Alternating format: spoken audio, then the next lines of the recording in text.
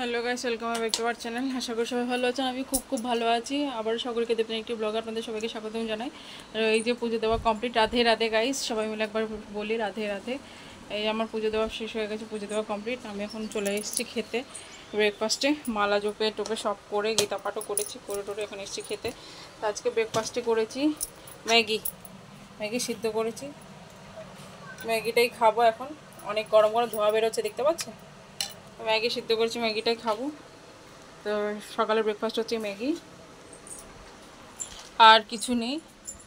তো বাইরের আকাশটা খুব ফ্যাকাশে হয়ে আছে, বৃষ্টি আসবে এই অবস্থা। এখন বাজে দিনের 10টা, রাতের না, দিনের 10টা বাজে। আমি এখনই ব্রেকফাস্ট করতে যাব। জল খেয়েছিলাম একটু, জলের বোতলটা ভর্তি করে। তারপর আমি সকালের তো গাইস এসেছিলো একজন, মানে মেয়েকে অঙ্গনওয়াড়ি স্কুলে পাঠাচ্ছি না বলে। আমি এমনিতে অঙ্গনওয়াড়ি স্কুলে পাঠাইনি, তবুও নামটা লিখেছিল ওটা জোর জবরদস্তি এখানে এসে। তো পাঠাচ্ছি না বলে নাম কেটে দেবে বলছিলো, এই কারণে একজন এসেছিলো কথা বলতে।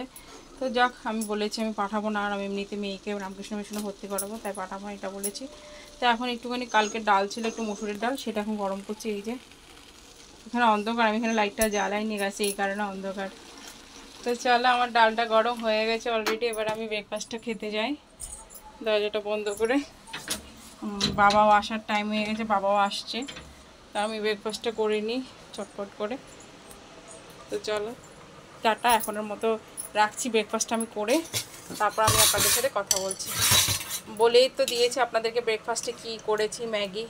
আর ম্যাগির সাথে কালকের একটু বরবটি গাজর আলু ভাজা ছিল, সেগুলো নিয়েছি। কিন্তু আমি এই যে নিয়েছি আমি ম্যাগি, এটা আমি এখন খাবো। তো চলো, আজকে আমাদের এখানে বিদায় নিচ্ছি। টাটা গাইস, সাবধান থাকবেন, সবাই ভালো থাকবেন, সুস্থ থাকবেন। আশা করি আমার ব্লগটা একটু ভালো লেগেছে। জানি না কতটুকু কী করেছি, একটুখানিকে ছোট্ট একটা মিনি ব্লগ দিয়েছি।